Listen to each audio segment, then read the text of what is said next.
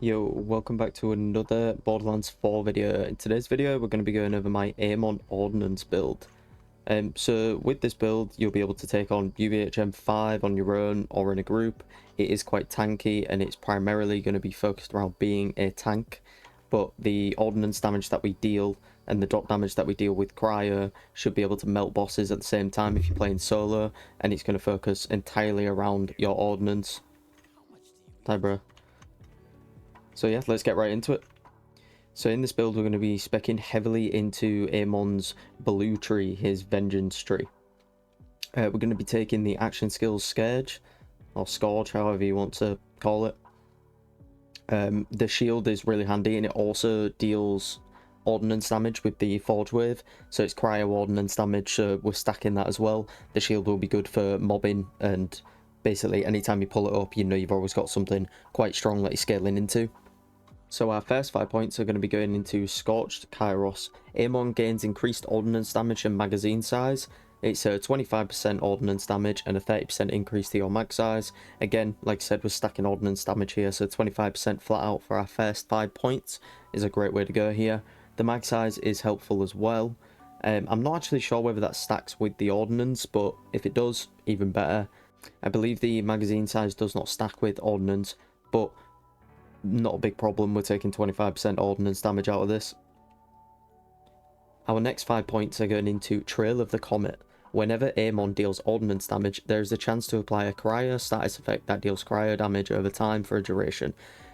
Tail of the Comet is affected by status effect application chance. So the application chance is 30% and it's 60% of damage dealt per second, and the duration is 4 seconds. This is the bread and butter of the build. This is what will be dealing all the damage. Basically, we will be using something with fast fire rate, rockets, and allowing the cryo damage to stack up. The application chance doesn't matter when we've got something with fast fire rate, and it will be dealing damage crazy. It'll be longer than 4 seconds because it'll keep applying. So we'll have that damage up at pretty much at all times, and that's how we're going to be melting bosses. So definitely 5 points into Tail of the Comet. Moving down again, we're getting Ancient Ways. Is just AMON deals increased cryo damage. This cryo damage should in fact stack with this as well, gaining more cryo damage over time. So we're getting an extra 30% stacking on Tail of the Comet as well. Be a good time to mention that we are also getting Cryonic Firm. Is that how you say it?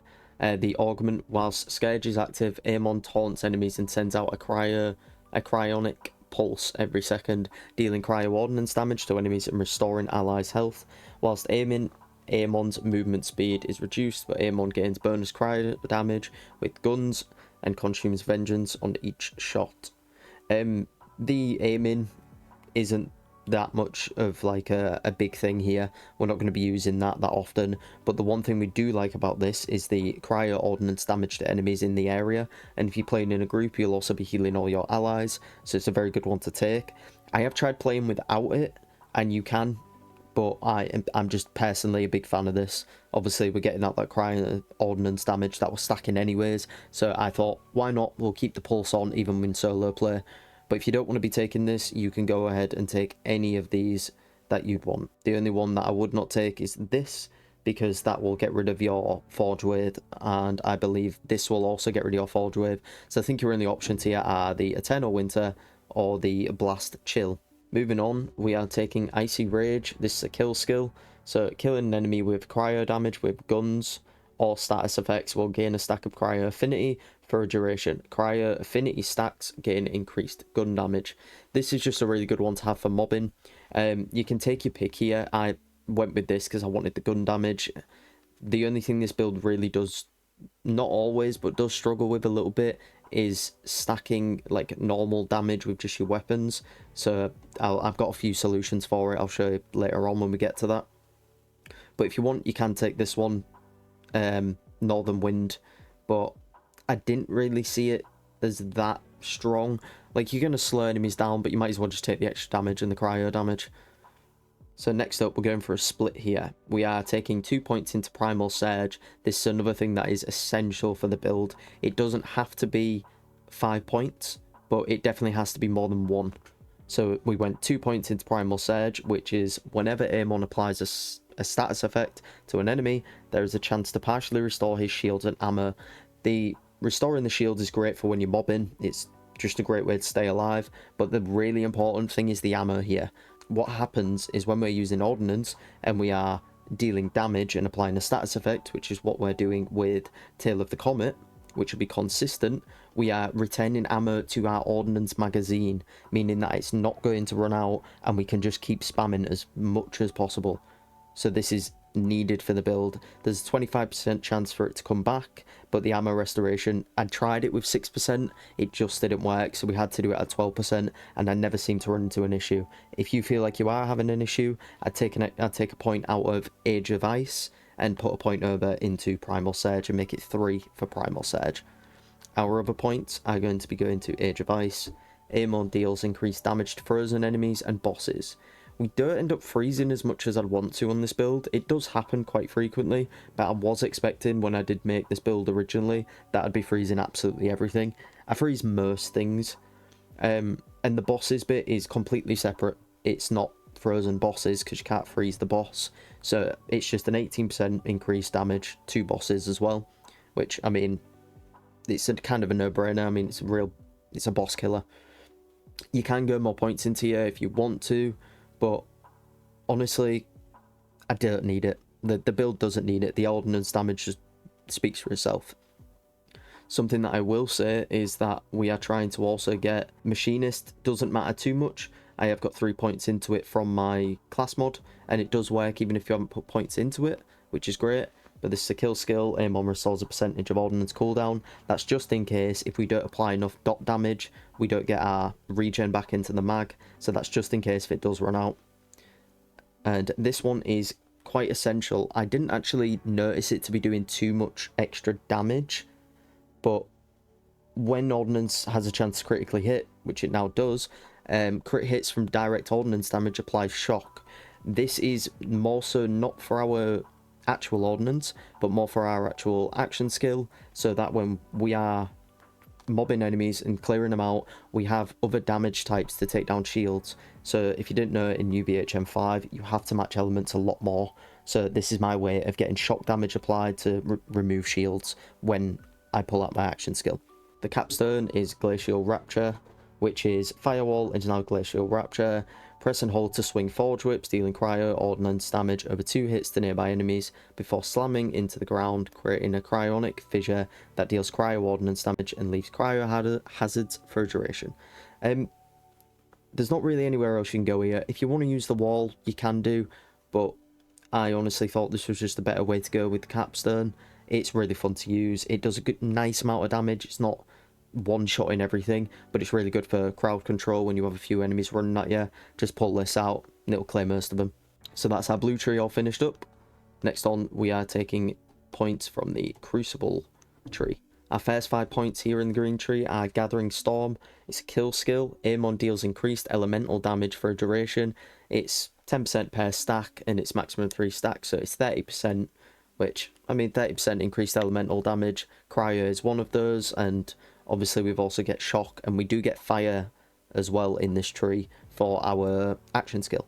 So it's a great way to just stack a little extra damage. Our next 5 points here are going into Bolt Action. Whenever AMON reloads, his guns gain bonus shock damage for a duration, 30% bonus shock damage for 4 seconds. You can go wherever you want here, but I took this personally just because I felt like shields were being a bit of a pain to deal with when I didn't have my action skill up. So I went for this. I wanted some more elemental damage in the build, just because, again, it really matters in this game, so I thought this is the best way to stack it up. So I took 5 points Bolt Action, but it's up to you if you want to move these points around at all, but I do recommend going into Bolt Action. Our next 5 are going into Herald's Call, which is AMON gains increased shock damage. This is just to pair really well with the Bolt Action, and it pairs well with the other skill we picked up here, or we've got from our tree, which is Blackout. Next up, we'll be taking 3 points into Raging Inferno. You can remove a couple points here again if you want. This is where we have a little bit of leeway. I do recommend at least 1 point, because this is action skill damage as a chance to critically hit. Additionally, critical hits from direct action skill damage applied burn, so we're also getting burn, shock and cryo all at once with our whip and our shield. So I thought, yep, a little bit of extra damage, take that. and the critical hit chance is 9% with 3 points in there, so it's 3% every time you put a point in. And finally, our last 5 points are in Cacophony. I don't really know how to say that. The one on the left side, you can see it. AMON gains increased ordnance damage and detonation radius. The only thing we care about here is the ordnance damage, which is a flat 25%. It's absolutely a no-brainer here. Like I said, if you wanted to move some points out of this and apply any of these here, I did try the permafrost a little bit and it was nice, but I wanted some other elements in there instead of just cryo. Stacking one element in this game feels a bit difficult to do. My class mod also gave me 1 point into Wild Heart, which is status effect damage and hazard damage. It's not necessary, but it is quite nice to have. If you didn't want the flat out ordnance damage, you could actually move some points over here and put some into Wild Heart, but that's completely up to you guys. Next up, we're going to talk about specializations. So with the specializations, we have put 10 points into Survivor to work our way down to Bullets Are Scared of Me. The Vault Hunter gains increased damage reduction based on the fullness of their shield or health, whichever has higher capacity or higher maximum capacity. So it's 30% when full. So it's just a flat out damage reduction. Again, we are quite tanky on this setup, which is really, really nice. So we'll be taking that one. Our next points are going to be put into Brute. So Brute just gains increased gun damage. You'll see why we get this in a moment, because once we get 10 points into this, we will unlock Gadgeteer, which is the Vault Hunter gains increased ordnance cooldown rate. It's quite nice to have the cooldown rate. It's not necessary, but it is good to have. But what we are here for is for these two perks. We got Full Spectrum Arsenal, which is ordnance damage now benefits from increased gun damage, which means that any gun damage increases, 50% of it will be going into the ordnance damage. So say if we've got 100% increased gun damage, we'd get 50% of that as ordnance damage as well. So we get 50% increased ordnance damage. That's why stacking points into Brute is important, because that means that any points we put into here, half of the amount is going into our ordnance damage, which is a great thing to start stacking up even more. And then we're also going to be taking the one below that, which is Fragmentation Payload. Ordnance gains a chance to critically hit enemies and also gains increased ordnance critical hit damage. Again, you can see where it's going with this. Increased crit hit chance, crit damage, applying different types of elemental status effects, which all stack, and then it'll burn the boss. I did put 1 point into Sharpshooter, just so that I got down but not out. During Fight for Your Life, the Vault Hunter can now aim down sights and does not suffer gun accuracy penalties. I just wanted to be able to aim down sights. If you are not bothered about this, feel free to take any of these ones here that see, you know, as you see fit. But yeah, that's the specialization. So moving on over to gear and our firmware. So for our weapons, it's completely up to you guys. I run a plasma coil for the shock damage and radiation. I can swap between them, but my enhancement allows me to get 10% bonus damage from the inactive mode. So I'll stick to shock, and then it'll apply radiation as well, but only 10% of the damage. I got SMG critical damage on this, gun status effect damage, and gun status effect chance. That does not stack with ordnance, unfortunately, but it is still really, really good. I am looking for a legendary one of these. But yeah, so weapons, not too important. I recommend Plasma Coil, it's really fun. And another gun I recommend, which is not on this character, is the Hot Slugger. I will have a video out for that very soon about where you get that amazing weapon. Probably the best to use for AMON, especially with the fast reload and getting shock after every reload. So for our ordnance, we are rocking a Torg rocket launcher. So there's one thing real specific with this one, is that it needs to be like a decent sized magazine, lower damage. I've got it on a ×2, but the DPS is 32,000. I've tried it with slower rockets. I've tried it with like Malawan weapons. Like, it's got higher damage but less DPS. I've tried it with all of these. It don't work very well with Gatling guns. It did before, but then I changed it a little bit and it ended up working better with the rocket launcher. And try and look for something like that. Fire rate increased, 2-shot, Torg, and it's an absolute game changer for it. For certain bosses that don't move too much, we will be using the Streamer. The Streamer is also a really, really good drop, and a great weapon to use for this. That's what I use when enemies don't move that much. I will show gameplay of both right near the end. For our rep kit, it's not too important.